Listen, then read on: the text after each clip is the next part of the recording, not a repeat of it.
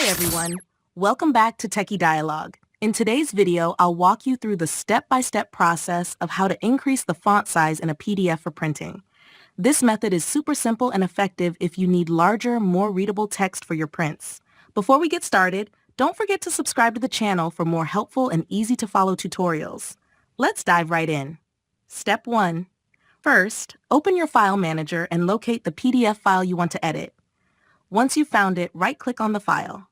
From the drop-down menu, select Open With and choose Word. The file will now open in Microsoft Word, where you can edit it. Step 2. Now that the document is open in Word, press Ctrl-A to select all the text. Once everything is highlighted, go to the font settings in the toolbar. Adjust the font size to your desired level. You can test different sizes to see what works best for your printing needs. Step 3. Once you've adjusted the font size, save the document back as a PDF. To do this, go to File, select Save As, and choose the PDF format.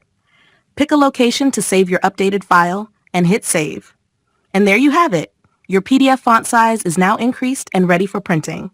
Thanks so much for watching, and I'll see you in the next video.